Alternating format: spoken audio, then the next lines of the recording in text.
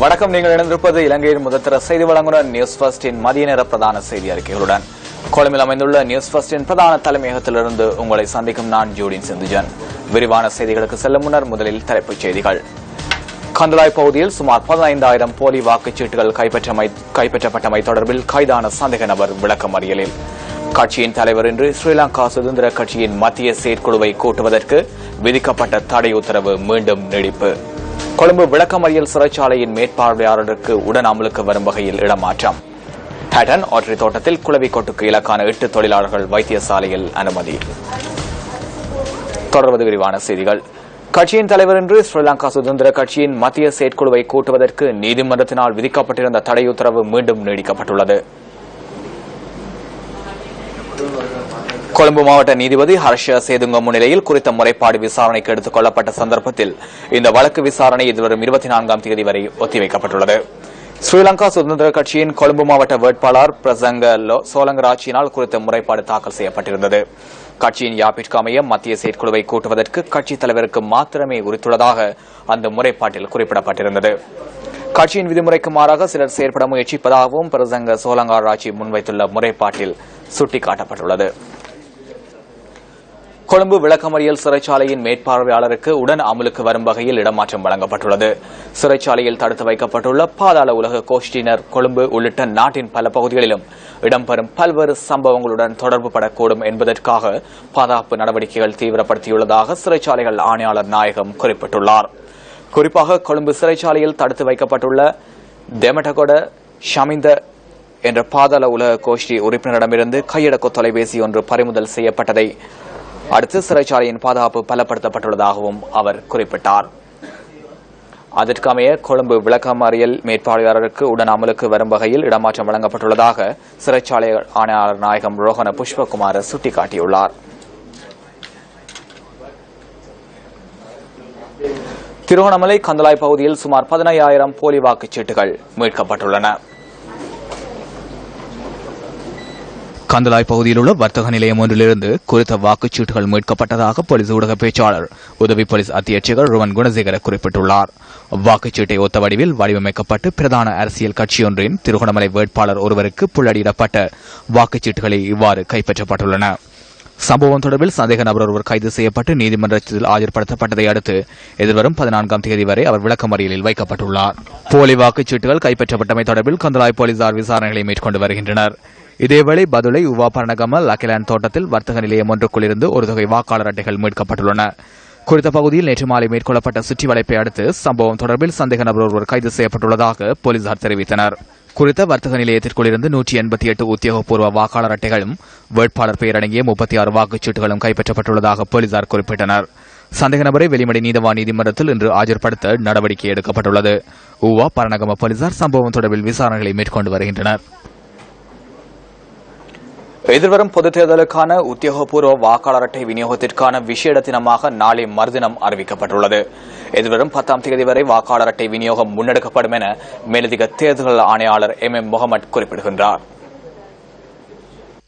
எதிர்வரும் 17ஆம் தேதி நடைபெறவிருக்கின்ற பாராளுமன்ற பொது தேர்தலில் வாக்களிப்பதற்கு தகைமை பெற்றுள்ள 1,50,44,491 வாக்காளர்களுக்கான உத்தியோகபூர்வ வாக்காளர் அட்டைகள் தபால் திணைக்களத்தினால் பகிர்ந்தளிக்கப்படும் இறுதி தினங்கள் 2 நாளையும் நாளை மறுதினமுமா. இதுவரை பெருந்தொகையான வாக்காளர் அட்டைகள் சிரமங்கள் ஏதுமின்றி பகிர்ந்தளிக்கப்பட்டுள்ளதாக திணைக்களத்திலிருந்து தெரிய வந்துள்ளது. எஞ்சியுள்ள வாக்காளர் அட்டைகள் நாளைய விசேட பகிர்ந்தளிப்பு தினமாக பிரகடனப்படுத்தப்பட்டுள்ள ஞாயிற்றுக்கிழமை 9ஆம் திகதியும் அதனைத் தொடர்ந்து திங்கட்கிழமை 10ஆம் திகதியும் மாத்திரம் பகிர்ந்தளிக்கப்பட உள்ளன. எனவே இதுவரை வீடுகளில் தரித்திராத காரணத்தினால் தபால் திணைக்கள ஊழியர்களினால் எடுத்து வரப்பட்ட உத்தியோகபூர்வ வாக்காளர் அட்டைகள் கிடைக்கப்பெறாத வாக்காளர்கள் தத்தம் இல்லங்களில் தரித்திருந்து நாளைய தினத்திற்குரிய விசேட பகிர்ந்தளிப்பின் போது தமக்குரிய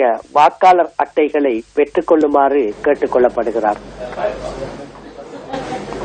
தேர்தல் வன்முறைகள் தொடர்பில் சட்டம் நடைமுறைப்படுத்தப்படுவதனை இம்முறை அவதானிக்க முடிவதாக கேஃபே அமைப்பின் நிறைவேற்று பணிப்பாளர் கீர்த்தி தென்னக்கோன் தெரிவித்தார். கொழும்பில் நேற்று நடைபெற்ற ஊடக சந்திப்பில் கலந்து கொண்டு அவர் இதனை குறிப்பிட்டார். මේ මැතිවරණය පුරාම ඉතාමත් පැහැදිලිව இம்முறை தேர்தலில் சட்டம் உரிய வகையில் நடைமுறைப்படுத்தப்படும் நிலைமை காணப்படுகின்றது. கடந்த தேர்தல்களின் போது போலீஸ் திணைக்களம் அரசியலில் சிக்கியிருந்தது. இந்த துரதிர்ஷ்டவசமான நிலைமை படிப்படியாக குறைவடைந்துள்ளது. இதுவரை இடம்பெற்ற சம்பவங்கள் தொடர்பில் 600க்கும் அதிகமானோரிடம் விசாரணை மேற்கொள்ளப்பட்டுள்ளது. அத்துடன் 314 பேர் கைது செய்யப்பட்டுள்ளனர். சுவரொட்டிகளை கொண்டு செல்லுதல் மற்றும் ஒட்டுதல், அச்சுறுத்தல் விடுத்தல் தொடர்பில் சிலர் கைது செய்யப்பட்டுள்ளனர். போலீசாருக்கு முறைப்பாடு கிடைத்ததும் முன்னரை விட முன்னேற்றகரமான நிலைமையை காண முடிகின்றது. போலீசார் இது குறித்து உடனடியாக செயற்படுவதை எம்மால் அவதானிக்க முடிகின்றது. අත්අඩංගුවට ගැනීම සිදු වෙලා තියෙනවා. පොලිසියට පැමිණිල්ලක් ලැබුණම අපි වෙනදා දැක්ක තත්වයට වැඩිය සුවිශේෂ තත්වයක් දකිනවා. ඒ තමයි පොලිසිය ශනිකව මේ සම්බන්ධයෙන් ක්‍රියාත්මක වෙන තත්වයක් තියෙනවා. பொது தேர்தல் நெருங்கி வரும் நிலையில் கட்சித் தலைவர்கள் சிலரால் தேர்தல் மேடைகளில் தெரிவிக்கப்பட்ட கருத்துக்கள் சில அடுத்து. 100 நாட்களில் நல்லாட்சியை ஏற்படுத்தினோம். ஸ்திரமான அரசாங்கம் இன்றி தொழில் பிரச்சினைக்கு தீர்வு மற்றும் தொழிற்சாலை அமைத்தல் ஆகியன முடியாத விடயங்களாகும். ஜனாதிபதியுடன் நாம் பணியாற்றியுள்ளோம். அவருடன் இணைந்து செயற்பட முடியும். மஹிந்த ராஜபக்சவினால் முடியாது. இளைஞர் யுவதிகளுக்கான வாழ்வாதாரத்தை ஏற்படுத்துவதே நாட்டில் காணப்படும் பாரிய பிரச்சினையாகும்.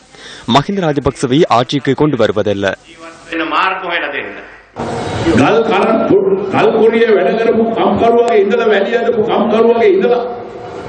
கட்குவாரியின் தொழிலாளி, மண்ணேற்றிய தொழிலாளி, செங்கல் மற்றும் ஓடு உற்பத்தியாளர்களில் இருந்து டிப்பர் உரிமையாளர் மற்றும் பொறியியலாளர் வரை தொழிலை இழந்துள்ளனர். நாட்டில் சரியான பாதையை நாம் கொண்டு வந்தோம். மேலும் 2 வருடங்களில் நிவாரணம் வழங்கவிருந்தோம். இந்த அபிவிருத்திகளை ஒரு வாரத்தில் ஆரம்பிப்போம் என்பதனை உங்களுக்கு ஞாபகப்படுத்துகின்றேன். මේ සංවර්ධනය අපි සුමානයකින් ආරම්භ කරනවා කියන එකත් තමුන්නාන්සේලා මතක් කරනවා. අපි තමුන්නාන්සේලාගෙන් ඉල්ලා සිටිනවා 17ஆம் தேதி சரியான தீர்மானம் ஒன்றை எடுக்குமாறு நாம் அனைவரிடமும் கோரிக்கை விடுக்கின்றோம். நாடு தொடர்பில் சிந்திக்கும் அரசியல்வாதிகளை ஏமாற்ற வேண்டாம். பிள்ளைகளின் எதிர்காலம் குறித்து சிந்தித்து சரியான தீர்மானத்தை எடுங்கள். ஒவ்வொரு தேர்தலுக்கும் ஒவ்வொரு தேர்தல் விஞ்ஞாபனங்களை நாம் வெளியிடுவதில்லை. வடக்கு மற்றும் கிழக்கில் உள்ள மக்களுடன் எமக்கு எந்த பிரச்சனையும் காணப்படவில்லை. எமது பணியை மேற்கொண்ட அதேவேளை உங்களையும் பாதுகாத்தோம். நாட்டில் உள்ள அனைத்து இனத்தவர்களுக்கும் சிறந்த வரலாற்று ரீதியான கலாச்சாரம் காணப்படுகின்றது. அனைத்து இனத்தவர்களினதும் கலாச்சாரத்தை பாதுகாப்பதற்கு நாம் விரும்புகின்றோம்.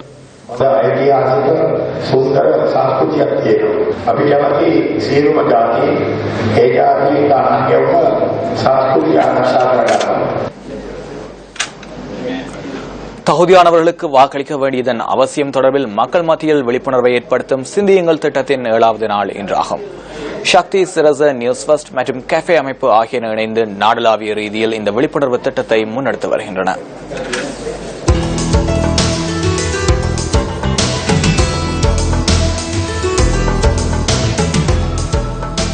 மாத்தறை மாவட்டத்தின் மாகந்துர மற்றும் கமுருப்பிட்டிய பகுதிகளில் இந்த விழிப்புணர்வு நடவடிக்கை முன்னெடுக்கப்படுகின்றது.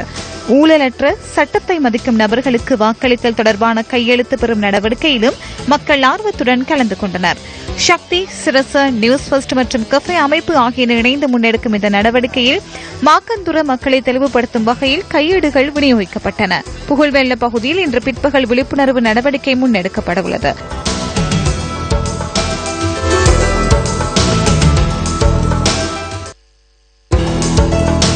இதேவேளை யாழ்ப்பாணத்தில் பயணத்தை ஆரம்பித்த மற்றொரு குழுவினர் பொலனறுவை பக்கமூன பகுதியை சென்றடைந்துள்ளனர். வாக்குரிமையை சரியான விதத்தில் பயன்படுத்துதல் தொடர்பில் நியூஸ் ஃபர்ஸ்ட் குழுவினர் உள்ளிட்டோரால் மக்களுக்கு தெளிவுபடுத்தப்பட்டது. எலகரம் மற்றும் கொலகிண்டிய பகுதிக்கு பிற்பகல் செல்லவுள்ள குழுவினர் விழிப்புணர்வு நடவடிக்கை முன்னெடுக்க உள்ளனர்.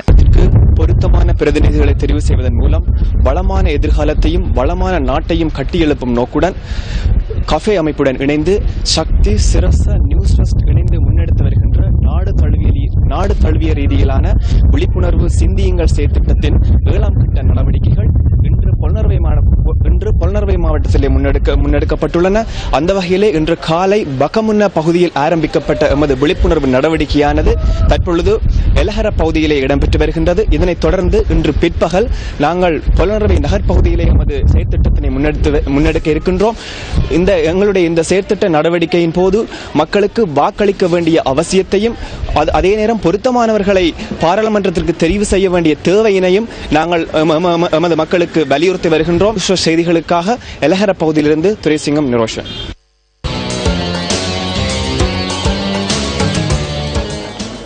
போதைப் பொருளுக்கு எதிரான விழிப்புணர்வு நடவடிக்கை ஒன்று திருகோணமலை மாவட்டத்தில் இன்று முன்னெடுக்கப்பட்டது. மாவட்ட அரசாங்க அதிபர் தலைமையில் இன்று முற்பகல் 8:30 மணியளவில் விழிப்புணர்வு வேலை திட்டம் ஆரம்பிக்கப்பட்டது. திருகோணமலை நகரத்தில் சுமார் 1 மணித்தியாலம் விழிப்புணர்வு நடவடிக்கை முன்னெடுக்கப்பட்டதாக மாவட்ட அரசாங்க அதிபர் ஏ புஷ்பகுமார தெரிவித்தார். இதன்போது போதைப்பொருள் ஒழிப்பு தொடர்பான துண்டு பிரசுரங்கள் விநியோகிக்கப்பட்டதாகவும் திருகோணமலை மாவட்ட அரசாங்க அதிபர் குறிப்பிட்டார். மேலும் போதைப் பொருளுக்கு எதிரான விழிப்புணர்வு பேரணி முன்னெடுக்கப்பட்டதாகவும் திருகோணமலை மாவட்ட அரசாங்க அதிபர் ஏ புஷ்பகுமார மேலும் குறிப்பிட்டார். ஹேடன் ஆட்ரி தோட்டத்தில் உள்ள 8 தொழிலாளர்கள் குளவிக்கொட்டுக்கு இலக்காகியுள்ளனர். கொழுந்து பறித்துக் கொண்டிருந்தவர்களை இன்று முற்பகல் 9 மணி அளவில் குளவிக்கொட்டுக்கு இலக்காகியுள்ளதாக எமது செய்தியாளர் தெரிவித்தார். குளவிக்கொட்டுக்கு இலக்கான 8 பேரும் வைத்தியசாலையில் தங்கியிருந்து சிகிச்சை பெற்று வருவதாக கிளங்கன் வைத்தியசாலையின் பேச்சாளர் ஒருவர் குறிப்பிட்டார். வைத்தியசாலையில் அனுமதிக்கப்பட்டுள்ளவர்களில் ஒருவரின் நிலை கவலைக்கிடமாக உள்ளதாகவும் குறிப்பிடப்பட்டுள்ளது. ஒற்றை தோட்டத்தை சேர்ந்து 7 பெண் தொழிலாளர்களும் ஆண் தொழிலாளர் ஒருவரும் குளவிக்கோட்டுக்கு இலக்காகியுள்ளனர். வறுமை கோட்டிற்கு கீழ் தமது வாழ்வினை கொண்டு செல்லும் மக்களையும் பொருளாதார வளர்ச்சியில் இணைக்கும் போதே நாட்டின் அபிவிருத்தி பூரணத்துவம் அடையும். தேர்தல் காலங்களில் தமது வாக்குறுதிகளை வழங்கும் ஒவ்வொரு பிரிவினரும் இது தொடர்பில் தமது அவதானத்தை செலுத்துவது அவசியம்.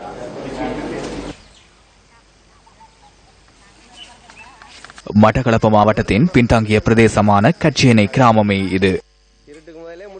பட்டிப்பளை பிரதேச செயலாளர் பிரிவிற்குட்பட்ட கச்சேனை கிராம மக்களின் வாழ்வாதாரம் தொடர்ந்து மந்த நிலையில் காணப்படுவது வேதனைக்குரியதே.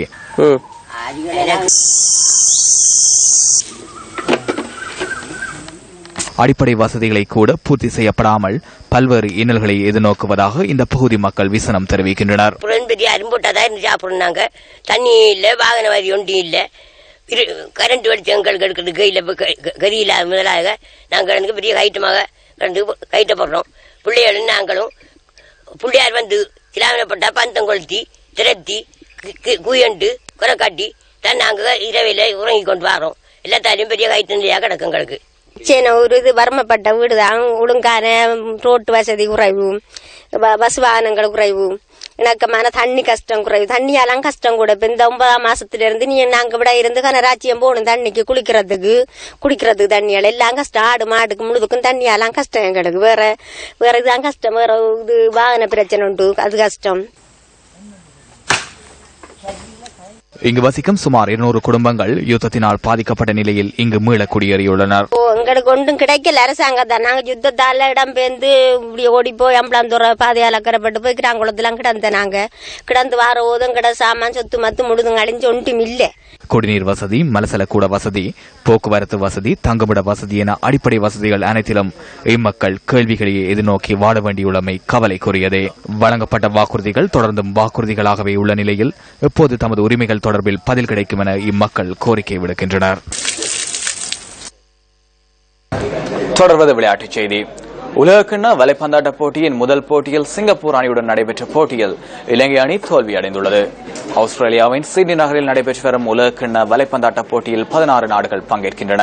இதில் சி பிரிவில் போட்டியிட்ட இலங்கை அணி 56-43 என்ற கோல் கணக்கில் தோல்வியடைந்துள்ளது.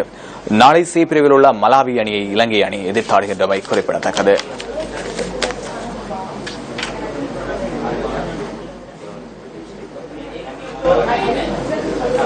இதுடன் நியூஸ் ஃபர்ஸ்டின் மதிய நேர பிரதான செய்தி அறிக்கைகள் நிறைவு பெறுகின்றன. தொடர்ந்து நியூஸ் ஃபர்ஸ்டின் 2:25 மணித்தியால செய்திகளுடன். வணக்கம்.